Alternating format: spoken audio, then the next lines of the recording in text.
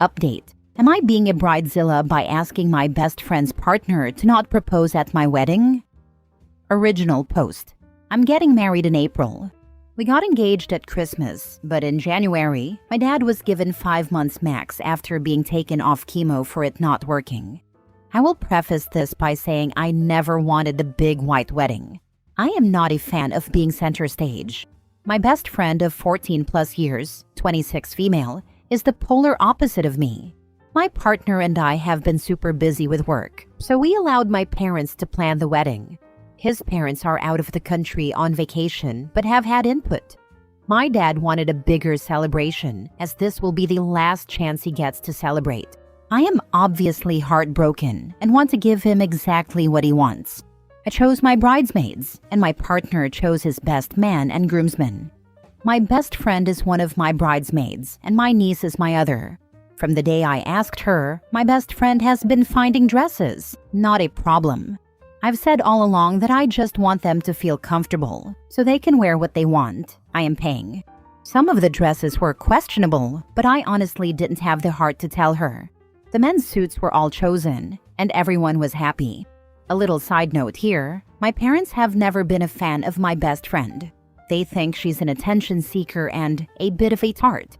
They accepted my choice because they know I love her to bits.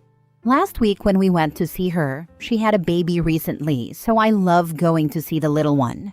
She mentioned, I think Paul, her partner, is going to propose at your wedding, and she was getting all excited. She kept saying how she wanted it to be a perfect proposal, and that we have the perfect venue.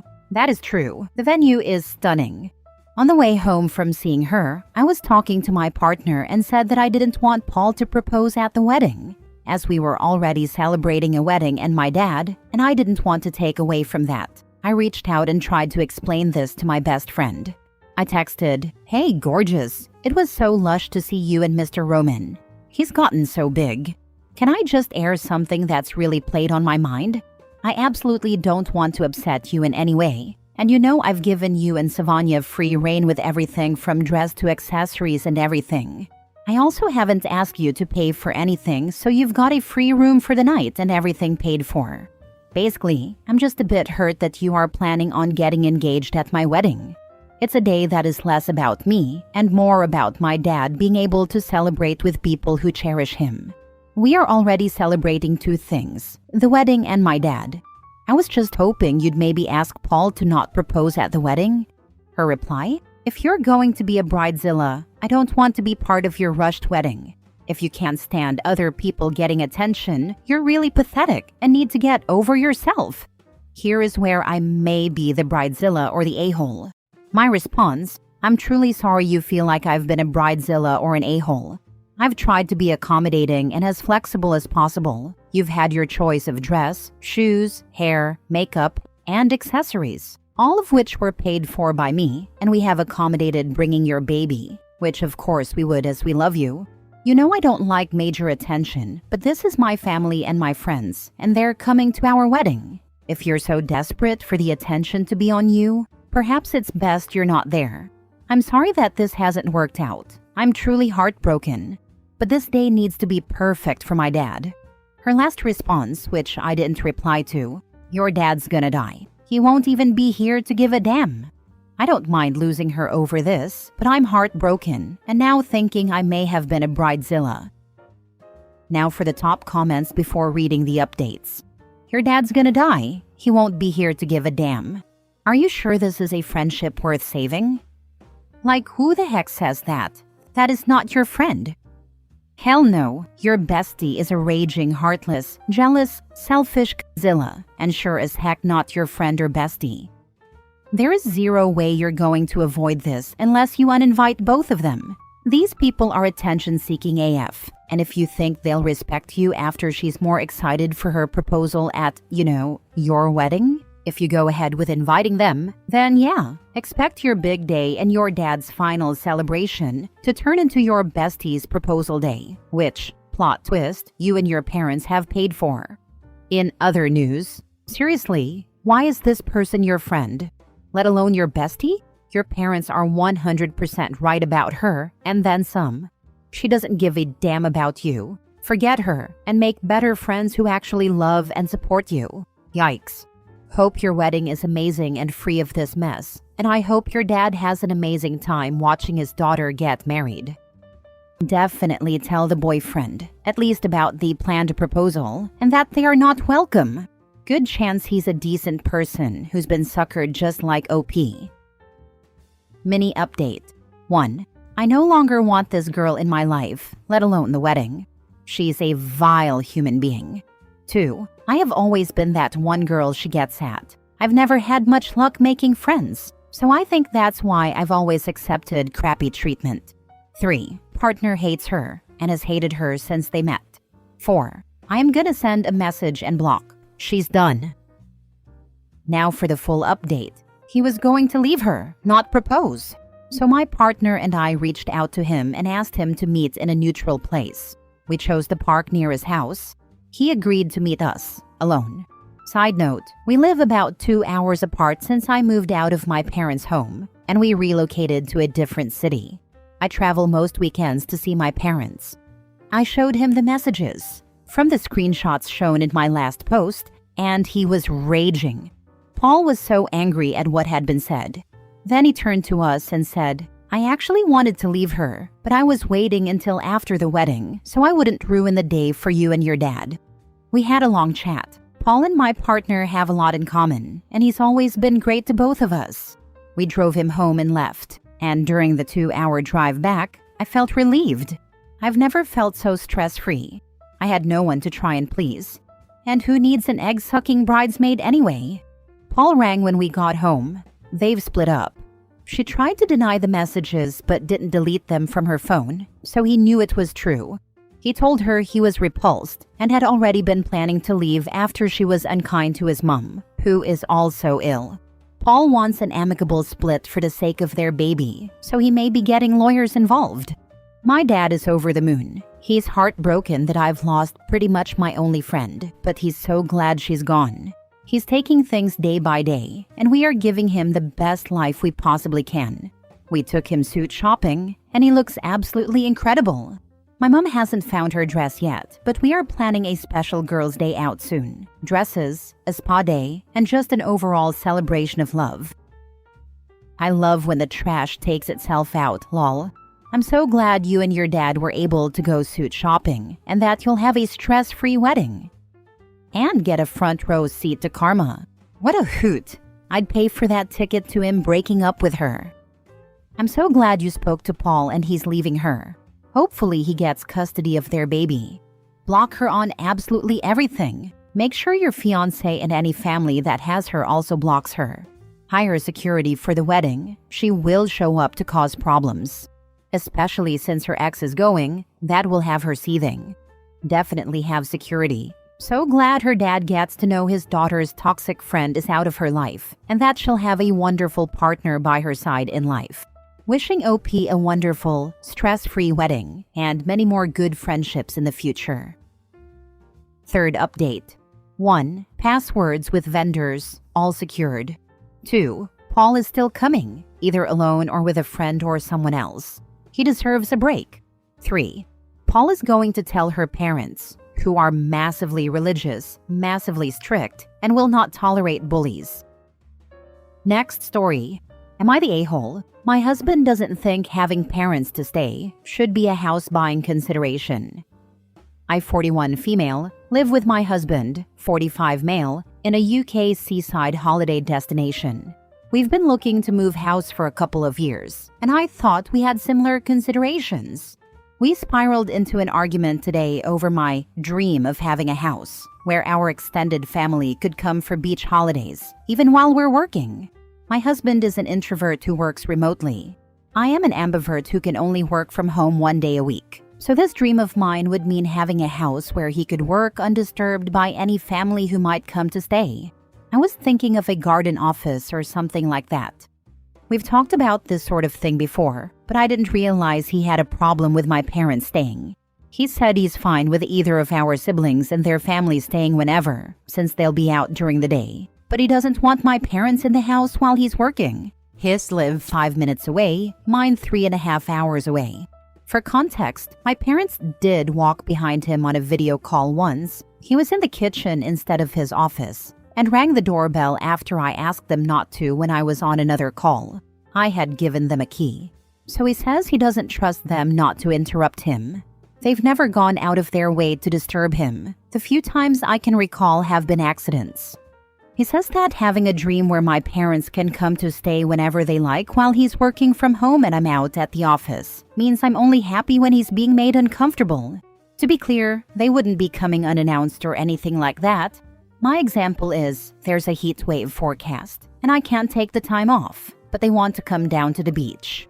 The two main things we're arguing about and the reason I'm here are: 1. He said buying a house with other people in mind is stupid. I agree that I shouldn't have said it was a priority and have apologized. I clarified that I want us to find a house that's perfect for our needs and then share it with the people we love. We're fortunate to live in a holiday destination, and I'd love to share that good fortune, particularly with my parents while they're still alive. They're in their 70s. 2. He can't understand why I'd want my parents to stay while I'm out working during the day.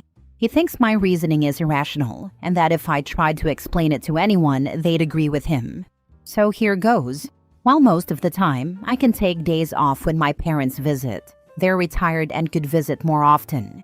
It's a long drive, so coming for a longer stay less often makes it more worth it for them, and less tiring. A week instead of a weekend, not weeks or months. For me, it would give the illusion of them living nearby for a while. I know this part sounds silly, but I like the idea of them being around after work. I'd rather see them all day, but seeing them after work a bit more often would make it feel like they were closer. So, am I the a-hole, and how can I approach a compromise? Now for the top comments. You're the a-hole. Your husband is letting you know that he is not interested in any of this mess. It sounds like you could be overlooking other intrusive behavior by your parents because you aren't home to see it, and or because you don't want to see it.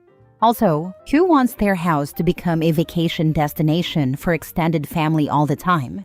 Hotels were created for a reason. Thirdly, he works from home. I would not want the disruption of having people at my house while I'm working from home. It is distracting at best. Is your next suggestion going to be that your parents move into the garden office? I think it's on my mind because they are getting older, and I realize that my available time with them is getting shorter, not because I want them over all the time. They'd drive me crazy if they stayed too long, the same as if I stayed at theirs too long. Also, I'm not angling to sneakily move my parents in. Since all our parents are in their 70s and 80s, we've already talked about what would happen if either of our sets of parents couldn't live independently anymore. You're the a-hole. He doesn't want your parents staying at the house. Majority of people don't enjoy their in-laws staying, to be honest. Yeah, I'm good for a day visit or an overnight stay. After that, I want you to go home. Not everyone wants or enjoys long-term guests. It's like the old joke of, guests and leftovers should be thrown out after a week for the same reason. You're the a-hole. Just because it was an accident when they interrupted him doesn't make it any less of an interruption. As someone who works from home full-time, having anyone extra in the house is a disruption. Go to the kitchen to make lunch? Someone else is there. Try to take a call? Someone walks through. Go grab a cup of coffee? Someone is in the way or wants to chat. They're your parents. They're yours to entertain. Ringing the doorbell when you've been specifically asked not to is not an accident. They just don't care. Last story. Am I the a-hole for not involving myself with my in-laws' baby loss 3 years running? My sister-in-law had a stillbirth 3 years ago. We were saddened and offered support. She has 3 living children from before this happened. At Christmas before the 1-year anniversary, she opened our Christmas card. A few moments later, she picked it back up, stated that she couldn't display it unless her baby's name was included, and proceeded to write their name in the card. I tried to put it to the back of my mind, but honestly, I felt she could have taken the card home and written their name to avoid making me an example in front of the entire family. For the first anniversary, we were asked if we would come to a memorial. We all went and felt very awkward. My sibling was stillborn, and I grew up in a household that didn't talk about it. Whenever my siblings and I tried to ask questions about our stillborn sibling, our mother would shut us down. For the second anniversary, we were again asked to attend. We went, my husband's brother didn't, but again found it very awkward. During family gatherings, she makes excessive comments and social media posts about how nothing feels right without her angel baby being there. My other sister-in-law and I find it upsetting because we cannot help that our children survived, while one of hers didn't. She has 3 other healthy children to care for. During a family gathering, she made a comment that her living children recently asked her who her favorite was, and she responded that her angel baby was her favorite. The room went silent. As a child who was repeatedly told, with much venom, that I wouldn't have been born had my sibling survived, that broke me. Note, I've never lost a baby myself, but I am the sibling of a stillborn baby. So anniversary 3 rolled around recently. Again, we were asked to attend a memorial, although this time, she called it a birthday, which struck me as odd. We felt it was too much for us to go through again after attending the first 2. We decided not to go, but I chose to light a candle and wore my angel wings brooch for the week before and after the passing date as a tribute. We've now received a message from mother-in-law stating that my sister-in-law is very upset with us all because we didn't make the effort and that we should apologize. While I understand that she's still grieving, she is able to do so in her own way. And if others choose to grieve differently, then that's okay too. I don't believe you can dictate how others grieve, nor can you have a monopoly on grief. Everyone is different, and I respect that she wants to do a grand gesture each year, but she needs to accept that not everyone wants to or feels comfortable being a part of it. I feel like this isn't my direct loss to continue grieving so openly. Yes, I feel sad because it's a loss of life, but at what point do we stop mentioning it all the time? Not the a-hole. Your sister-in-law needs some serious help. The loss of a child in this way is extremely sad, I know firsthand, and grieving is part of that. But 3 years? That is not healthy and is clearly damaging her other children and probably her marriage. The rest of the family either doesn't see this as a problem, and they need help too, or is simply enabling her problem by going along to avoid dealing with it. But everyone needs to sit your sister-in-law down and get her to seek the help she clearly needs. It's the damage she's doing to her living children that is so sad. Those poor kids. Everyone grieves differently, but she's consumed by her loss and expects everyone to wallow with her. Time for intensive therapy. Exactly. Plus the fact that sister-in-law said that her favorite child is the angel baby. Imagine how her living children must have felt hearing that. Not the a-hole. Sounds like your sister-in-law needs professional help to process her grief. It's fine if she wants to honor her baby every year, but she needs to understand that not everyone feels the impact of her loss the same way.